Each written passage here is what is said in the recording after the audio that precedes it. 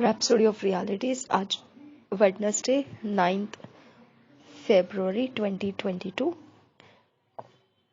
9 February 2022 rhapsody of realities में आज बुधवार वेडनेसडे पास्टर क्रिस ओयाखिलोम जो वचन हमको सिखा रहे John 14 chapter 16 verse John 14 chapter 16 verse यूहन्ना रचित सुसमाचार 14 अध्याय 16 वचन यूहन्ना रचित सुसमाचार 14 अध्याय 16 वचन। इस वचन के आधार से जो विषय मिला है from Emmanuel to Christ in you. Emmanuel से लेकर मसीह आपके अंदर। From Emmanuel to Christ in you. Emmanuel से लेकर मसीह आपके अंदर तक। वचन के आधार से ये विषय हम सीखेंगे। पास्टर क्रिस ओयाखिलोम हमको सिखाते हैं। हम वचन पढ़ेंगे John 14 chapter 16 verse. And I will pray the father and he shall give you another comforter that he may abide with you for ever.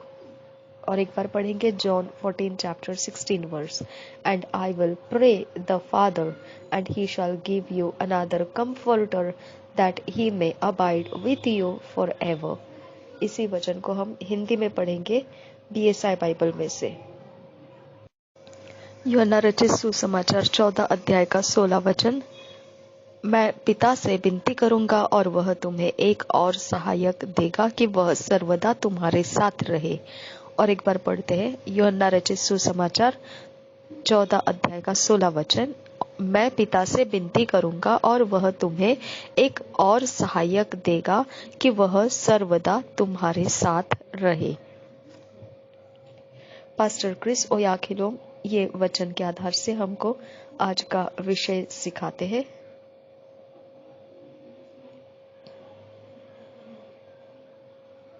The hope of the Old Testament was Emmanuel, God with us।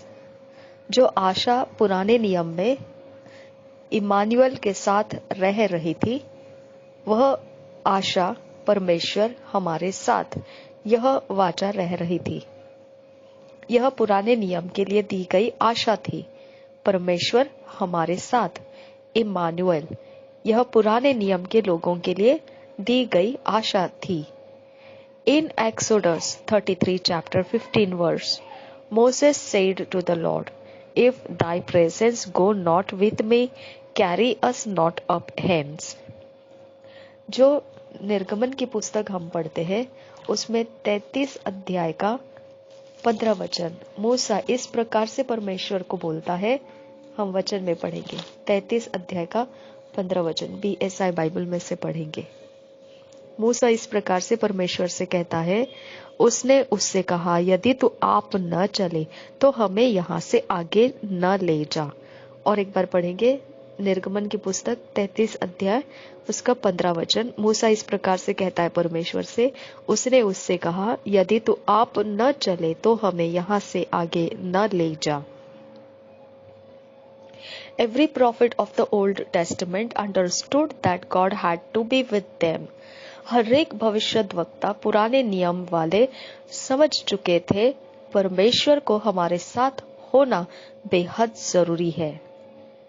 It was very important then the message came about the birth of Jesus।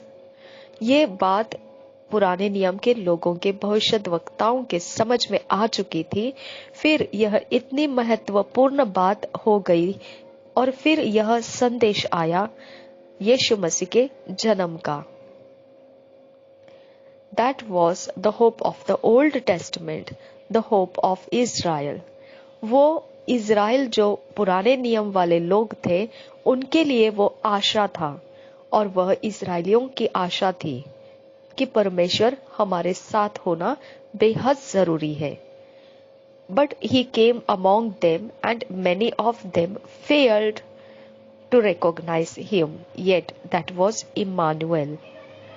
पर बहुत ऐसे जो लोग इस्राएली आशा रखे हुए थे कि परमेश्वर ने हमारे साथ होना बेहद जरूरी है, वह इस बात को समझने में गलती कर दिए कि यही वो इम्मानुएल है जो हमारे बीच आ चुका है। बहुतों ने उसको पहचाना ही नहीं, और फिर भी वो वही इम्मानुएल था जो परमेश्वर उनके साथ यह आशा इस्राएल रखे रहे थे। Thanks be unto God that he will come again, and he will live among them for 1000 years during his millennial reign. धन्यवाद हो परमेश्वर को कि वह दोबारा आने वाला है और वह उनके बीच में रहने वाला है। 1000 सालों में के दौर उसके इसराइलियों के साथ, उस इसराइलियों के मध्य में वो रहने वाला है, उसके 1000 वर्ष के राज्य में। But Christianity, the gospel of Jesus Christ, is not Emmanuel. परंतु मसीहियत, यीशु मसीह का सुसमाचार इम्मानुएल नहीं है।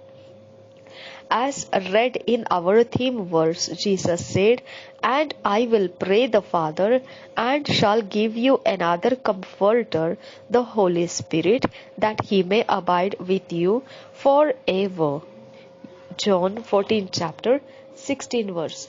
जैसा कि हमने शुरुआती वचन को पढ़ा, यूहन्ना रचित सुसमाचार के 14 अध्याय के 16 वचन में यीशु मसीह इस प्रकार से बोल चुका है, मैं पिता से विनती करूंगा और वह तुम्हें एक और सहायक देगा कि वह सर्वदा तुम्हारे साथ रहे।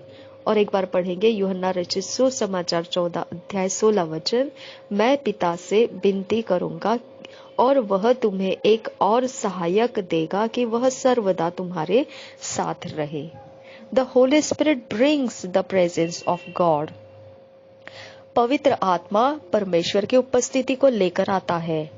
The 17th verse says, even the Spirit of truth, whom the world cannot receive, because it seeth him not, neither knoweth him, but ye know him, for he dwelleth with you and shall be in you.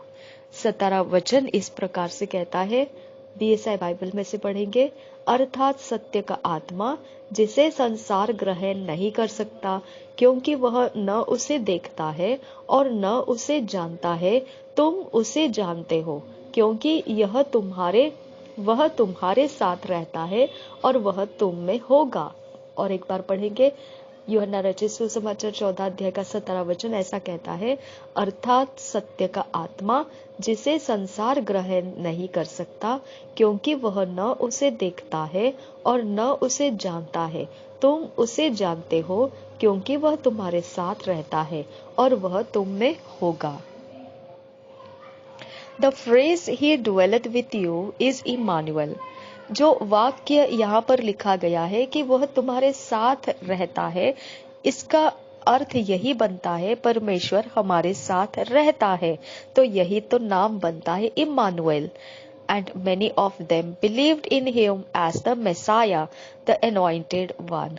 और बहुतों ने उस बात के ऊपर विश्वास किया कि वही मसीहा है, अभिषेक किया हुआ। They understood that God himself came and dwelt among them in human form in the person of Jesus Christ of Nazareth.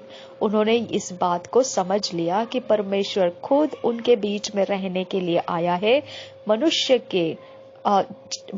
के रूप में उनके जीवन के बीच में वो रहने के लिए आया है, खुद परमेश्वर रहने के लिए आया है। वह यीशु मसीह नासरी, इस नाम से जाना जाने वाला व्यक्ति वो और कोई नहीं, वह परमेश्वर खुद हमारे मध्य रहने के लिए आया है और शरीर देह को धारण करके वो आया हुआ है, मनुष्य देह धारण करके वो आया हुआ है। However, the vision was the later part of that verse. He shall be in you and not just with you. परंतु फिर भी जो दर्शन की बात है वो तो अगले भाग में है, उस वचन के अगले भाग में। उसमें ऐसा लिखा है कि वह तुम्हारे अंदर रहेगा, ऐसा लिखा है। वह तुम में होगा, ऐसा लिखा है। यहाँ पर ऐसा लिखा है, वह तुम में होगा। वो ऐसा नहीं लिखा कि बस तुम्हारे साथ रहेगा, बल्कि वहां पर दर्शन बताया गया है कि वह तुम में होगा। That's the promise of the gospel, the transition from Emmanuel to Christ in you. Hallelujah. यही वो वायदा है, वचन दिया गया है हमको सुसमाचार का। यह परिवर्तन है इमानुएल में से निकलकर अब मसीह हमारे अंदर ऐसा हो गया है। हालेलुया। ये बदलाव आ चुका है कि इमानुएल का मतलब परमेश्वर हमारे साथ, लेकिन वहां से अब निकलकर ये अब ऐसा वचन बन गया है परमेश्वर का सुसमाचार हमारे लिए कि अब मसीह हमारे अंदर है, मसीह हम में है। Hallelujah. Christ in you became a vital reality in your life the moment you were born again. मसीह आपके अंदर, मसीह आप में होना, यह एक शक्तिवर्धक सच्चाई है आपके जीवन के हर एक क्षणों के लिए। जिस पल आपने नया जन्म प्राप्त किया, from then on, no need to ever seek God's face. He is in you and you are in Him, mingled with Him as one divine creation. अब आपको इस बात की तरफ ध्यान देने की जरूरत नहीं है उस समय से लेकर जब आपने नया जन्म पा लिया है। परमेश्वर को अब ढूंढने की जरूरत नहीं है, परमेश्वर के मुख को आपने ढूंढने की जरूरत नहीं है, क्योंकि परमेश्वर खुद अभी आपके अंदर रहने के लिए आया है और आप परमेश्वर में हो और परमेश्वर आप में है। घुल मिल चुके हैं आप एक दूसरे के साथ। एक ईश्वरीय रचना तैयार हो चुकी है, ईश्वरीय सृष्टि तैयार हो चुकी है। If the gospel you have preached और received does not include that God Almighty has to come live inside you, it's time to wake up to this reality. अगर सुसमाचार का प्रचार आपने अभी तक जो प्रचार किया है, या फिर अगर ऐसा प्रचार आपने अभी तक ग्रहण नहीं किया है, हो सकता है इसके साथ साथ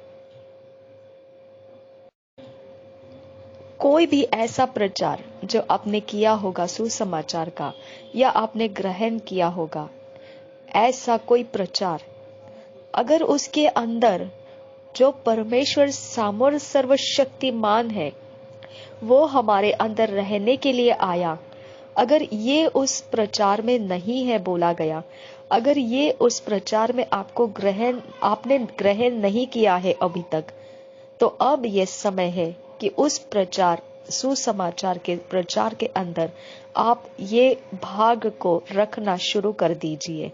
सर्वशक्तिमान परमेश्वर अब हमारे अंदर रहने के लिए आया है। यह जाग जाने का समय है अभी उस सच्चाई की तरफ, उस सच्चाई को ग्रहण करने का अब ये जाग जाने का समय है। दिस इज क्रिस्टियनिटी, यही मसीहियत है। Never make light of it. अब हल्का फुल्का मत समझिए इस सच्चाई को मसीहियत के विषय में। प्रेज गॉड, प्रशंसा हो परमेश्वर की। धन्यवाद करते हैं मेरे परमेश्वर पिता, आपने किया हुआ अच्छा काम हमारे जीवन में दिखता है, वो छुपा नहीं रहता है, रोशनी से भरा रहता है और उसकी चमक कभी भी दूसरों को पिता परमेश्वर उसी जीवनदायी फसल में उग कर लाती है। मेरे पिता परमेश्वर, उनके अंदर हर एक प्रमाण जीवन का भरता हुआ जाता है। ये सच्चाई हमारे अंदर मौजूद है, इसके लिए हम धन्यवाद करते। हम जैसे हमारे लिए लाभदायी बने हैं, वैसे ही पिता हमारे मोहल्लों के लिए, नगरों के लिए, शहरों के लिए, हमारे इर्द गिर्द परमेश्वर के जनों के लिए और इस रैप्सोडी ऑफ रियलिटीज के कामों में हम पिता परमेश्वर लाभदायी बनने की विनती करते हैं। नासरी यीशु मसीह के नाम में मांगते हैं पिता, सुन और कबूल कर। आमीन, आमीन, आमीन।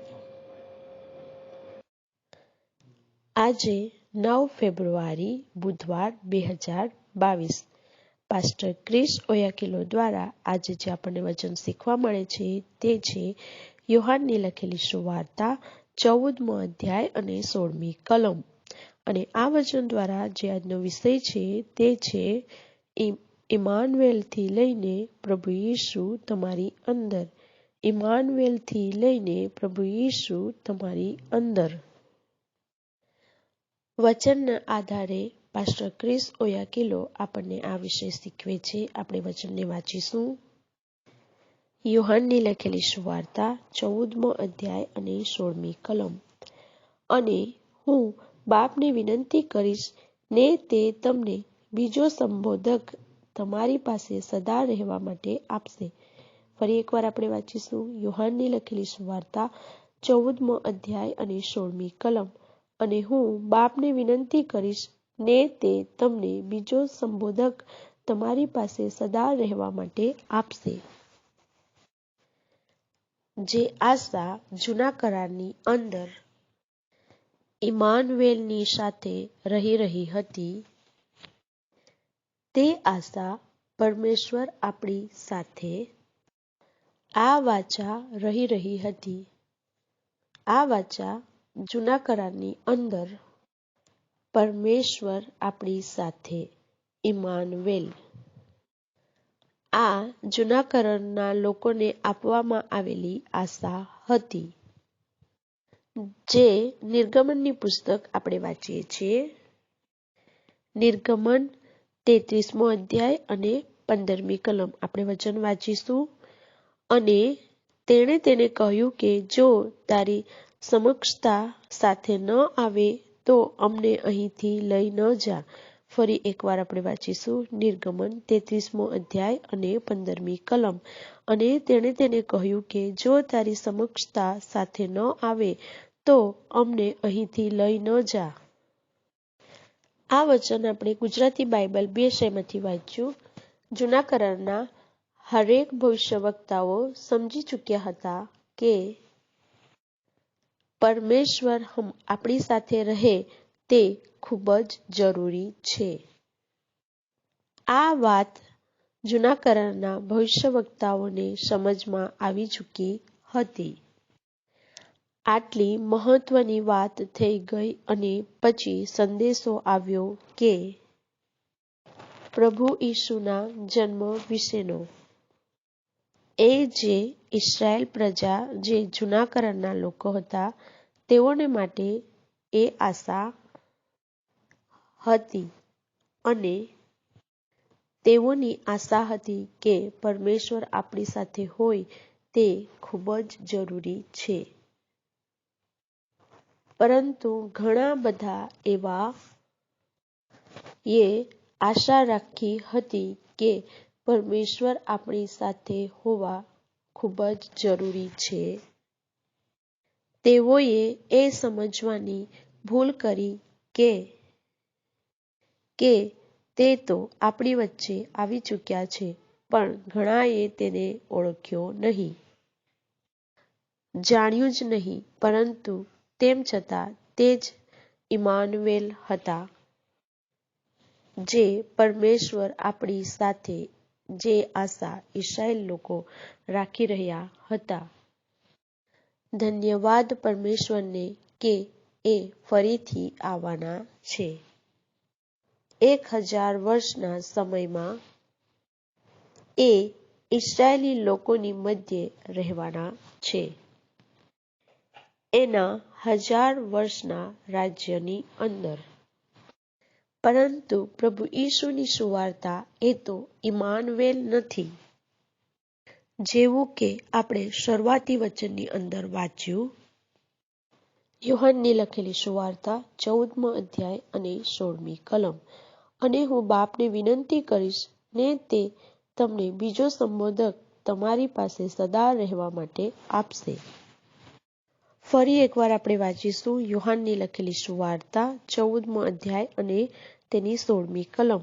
અને હું બાપને વિનંતી કરીશ ને તે તમને બીજો સંબોધક તમારી પાસે સદા રહેવા માટે આપશે. પવિત્ર આત્મા પરમેશ્વરની ઉપસ્થિતિને લઈને આવે છે.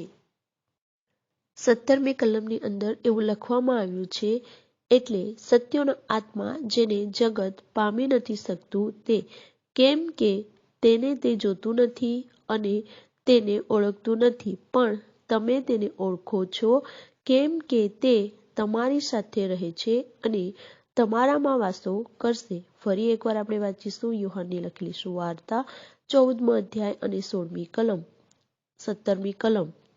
એટલે સત્યનો આત્મા જેને જગત પામી નથી શકતું, તે કેમ કે તેને તે જોતું નથી અને તેને ઓળખતું નથી, પણ તમે તેને ઓળખો છો, કેમ કે તે તમારી સાથે રહે છે અને તમારામાં વાસો કરશે.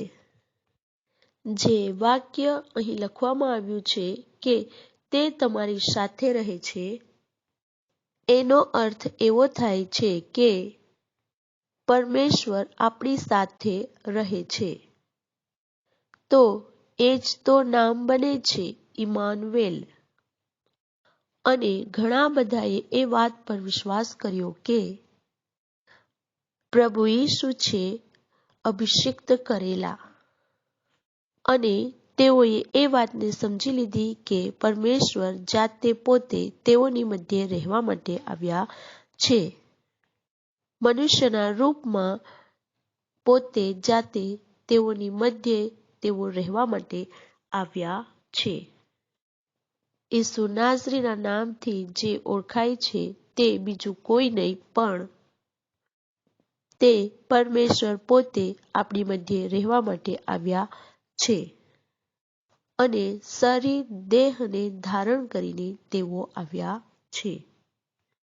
તો છતાં પણ જે દર્શનની વાત છે તે તો બીજા ભાગની અંદર છે, વચનના આગળના ભાગની અંદર. અને ત્યાં લખવામાં આવ્યું છે કે તે તમારી અંદર રહેશે. એવું લખ્યું છે, તે તમારી અંદર રહેશે. ત્યાં બસ એવું નથી લખવામાં આવ્યું કે તે સિર્ફ તમારી સાથે રહેશે, પરંતુ ત્યાં એવું દર્શન બતાવવામાં આવ્યું છે કે તે તમારી અંદર રહેશે. આ જ એ વાયદો છે. વચન આપવામાં આવ્યું છે સુસમાચાર માટે. આ પરિવર્તન છે ઇમાનુએલ માંથી નીકળીને હવે પ્રભુ ઈસુ આપણી અંદર. આ બદલાવ આવી ચૂક્યો છે કે ઇમાનુએલનો અર્થ છે પરમેશ્વર આપણી સાથે. પરંતુ ત્યાંથી નીકળીને હવે વચન બની ગયું છે આપણા માટે, સુવાર્તા માટે. પ્રભુ ઈસુ આપણી અંદર છે. પ્રભુ ઈસુ આપણી અંદર છે. પ્રભુ ઈસુ તમારી અંદર. પ્રભુ ઈસુ તમારી અંદર એ તો એક શક્તિવર્ધક સચ્ચાઈ છે જે હરેક ક્ષણોને માટે, જે સમયે તમે નવો જન્મ પામ્યા, હવે તમારે એ વાત પર ધ્યાન આપવાની જરૂર નથી. એ સમયથી લઈને જ્યારે તમે નવો જન્મ પામી લીધો છે, પરમેશ્વરને શોધવાની જરૂર નથી. પરમેશ્વરના મુખને શોધવાની જરૂર નથી. પરમેશ્વર પોતે તમારી અંદર રહેવા માટે આવ્યા છે. તમે પરમેશ્વરની અંદર છો અને પરમેશ્વર તમારી અંદર છે. તમે મળી ચૂક્યા છો એકબીજાની સાથે. તમે ઈશ્વરીય રચના તૈયાર થઈ ચૂકી છે. ઈશ્વરીય સૃષ્ટિ તૈયાર થઈ ચૂકી છે. અગર સુવાર્તાનો પ્રચાર જે પ્રચાર કર્યો છે, અથવા તો એવો પ્રચાર તમે હજુ સુધી ગ્રહણ નથી કર્યો, થઈ શકે આની સાથે સાથે કોઈ પણ એવો પ્રચાર જે સુસમાચારનો, અથવા તો તમે ગ્રહણ કર્યો હશે એવો કોઈ પણ પ્રચાર જે પરમેશ્વર સામર્થ્ય અને શક્તિમાન છે, તેઓ આપણી અંદર રહેવા માટે આવ્યા. અને આ વાતને તે પ્રચારની અંદર અગર બોલવામાં નથી આવી, અને આ પ્રચારની અંદર તમે આ વાતને અગર ગ્રહણ કરી નથી, તો હવે આ સમય છે કે તે સુસમાચારના પ્રચારની અંદર તમે આ ભાગને રાખવાનું શરૂ કરી દો. સર્વશક્તિમાન પરમેશ્વર હવે આપણી અંદર રહેવા માટે આવ્યા છે. જાગી જવાનો સમય છે હવે. એ સચ્ચાઈની તરફ, એ સચ્ચાઈને ગ્રહણ કરવાનો, જાગી જવાનો આ સમય છે. આ જ ખ્રિસ્તી જીવન છે. આ સચ્ચાઈને તમે હલકી ફૂલકી ના સમજો. પ્રશંસા થાવ પરમેશ્વરની. ધન્યવાદ કરીએ છીએ પરમેશ્વર પિતા, તમે કરેલું સારું કામ અમારી અંદર દેખાય છે. એ તો છુપાઈને નથી રહેતું, રોશનીથી ભરેલું રહે છે. એની ચમક બીજા બધાને, ક્યારેય પણ બીજાને એ જ જીવનદાયી ફસલની અંદર ઉગીને લાવે છે. પિતા પરમેશ્વર, હરેક એવોની અંદર હરેક પ્રમાણ જીવનનું ભરાતું જાય છે. આ સચ્ચાઈ અમારી અંદર છે. અમે જે રીતના પોતા માટે લાભદાયી બન્યા છે તે રીતના નગરોને માટે, શહેરોને માટે, પરમેશ્વરના લોકોને માટે અને આ રેપ્સોડી ઓફ રિયાલિટીઝના કામોની અંદર અમે લાભદાયી બનવા માટેની વિનંતી કરીએ છીએ. ઈસુનાસીના નામથી માંગીએ છીએ. સાંભળો અને કબૂલ કરો પિતા. Amen, amen, amen.